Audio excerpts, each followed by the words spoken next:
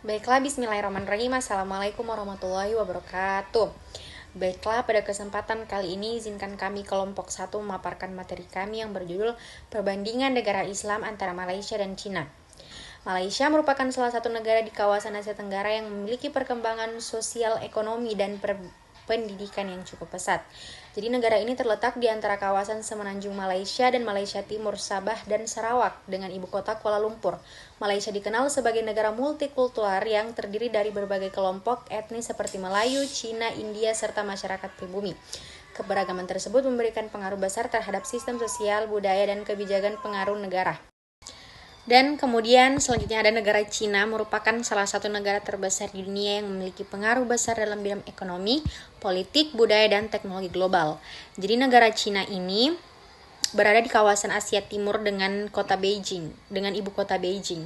Jadi Cina memiliki jumlah penduduk yang sangat besar serta sejarah peradaban yang panjang sehingga menjadikannya salah satu negara dengan warisan budaya dan perkembangan ilmu pengetahuan yang kuat. Selanjutnya ada pendidikan di Malaysia. Jadi pendidikan di Malaysia merupakan sistem pendidikan yang dikelola oleh pemerintah dengan tujuan membentuk sumber daya manusia yang berilmu, berkemahiran, dan berakhlak. Jadi sistem pendidikan di Malaysia berada di bawah pengawasan Kementerian Pendidikan Malaysia dan menggunakan kurikulum nasional yang berlaku di seluruh negara. Jenjang pendidikan di Malaysia, pendidikan prasekolah atau tadika diperuntukkan bagi anak usia sekitar 4-6 tahun. Fokus pada perkembangan dasar seperti komunikasi, kreativitas, sosial, dan persiapan masuk sekolah dasar. Nah, selanjutnya ada pendidikan rendah atau sekolah rendah. Jadi ini berlangsung selama 6 tahun. Jadi untuk umur yang 1 tahun sampai 6 tahun, setara dengan sekolah dasar.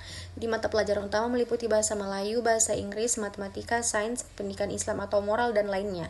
Kemudian ada pendidikan menengah atau sekolah menengah, berlangsung sekitar 5 tahun, terbagi menjadi menengah rendah tingkatan 1-3, menengah atas tingkatan 4-5. Siswa dapat memilih jalur akademik, vokasional, atau teknikal.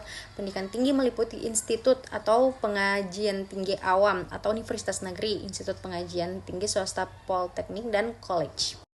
Ya, jadi kurikulum pendidikan Malaysia dirancang untuk menciptakan peserta didik yang tidak hanya unggul dalam akademik saja, tetapi juga memiliki keterampilan abad ke-21, kemampuan berpikir kritis, penguasaan bahasa, serta karakter yang baik.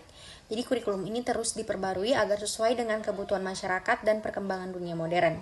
Kemerdekaan Malaysia pada tanggal 31 Agustus 1957 membuka babak baru dalam sejarah pendidikan. Salah satu prioritas utama pemerintah baru adalah mereformasi sistem pendidikan yang diwarisi dari masa kolonial. Pada tahun 1956, ternyata Razak dihasilkan oleh sebuah jawatan kuasa yang dikuasai oleh Abdul Razak Hussein. Laporan ini menjadi tonggak penting dalam sejarah pendidikan Malaysia karena meletakkan dasar bagi pembentukan sistem pendidikan nasional yang bertujuan menyatukan berbagai kelompok etnis melalui pendidikan.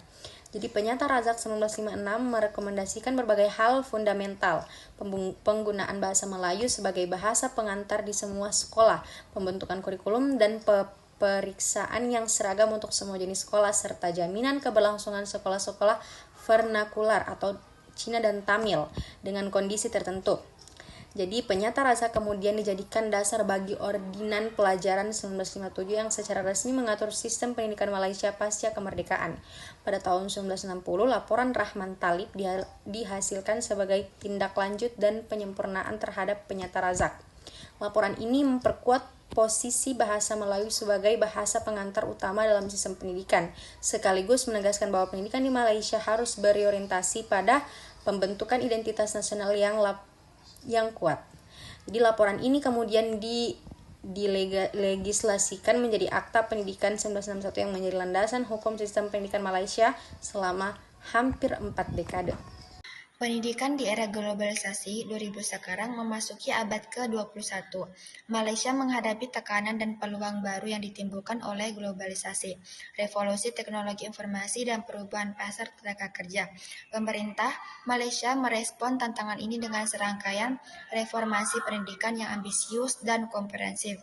Orientasi pendidikan bergeser dari sekedar perluasan akses menuju peningkatan kualitas, referensi, dan daya saing global.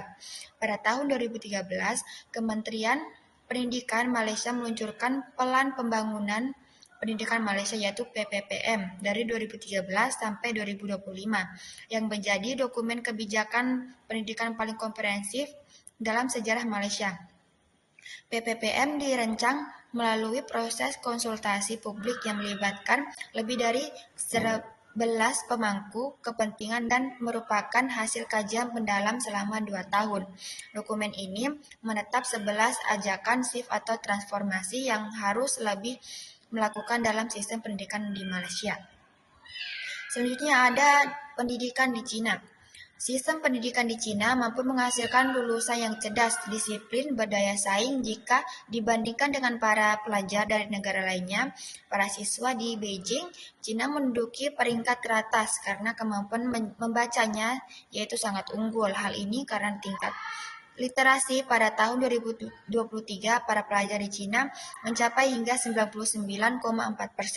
Sistem pendidikan di Cina berjalan secara demokratis, di mana adanya reevaluasi para guru dan murid-murid dengan adanya klarifikasi guru dengan tujuan untuk menilai kinerja guru-guru berdasarkan kualitasnya. Kemudian para murid bebas mengevaluasi kinerja dari para guru secara objektif. Guru-guru di Cina sangat diperhatikan kesejahteraannya, yang mana gaji untuk para guru lebih besar 10% dan mengawai biasanya. Guru di Cina mendapatkan gaji kurang lebih sebesar 3.000 sampai 5.000 yuan setiap bulannya, sehingga guru di Cina mendapatkan rata-rata sebanyak 3,6 juta sampai 6 juta setiap bulannya.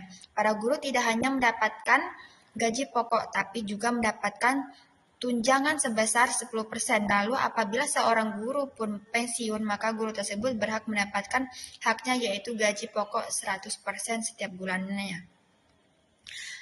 Sistem pendidikan yang ditawarkan oleh Cina adalah pendidikan berbasis karakter kuat sehingga menjadikan para pelajarnya berprestasi dan unggul.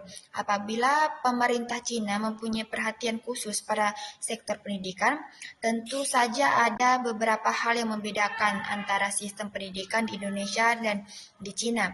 Fakta sistem pendidikan ala Cina, sebelum melalui pembelajaran, para murid akan diajak melakukan pemasaran atau pemanasan ditunjukkan supaya menjaga kesehatan tubuh dan meningkatkan kesemangatan menjalani hari piket atau bersih-bersih sekolah yang dilakukan secara bersama-sama. Tujuannya adalah untuk meningkatkan disiplin para pelajar.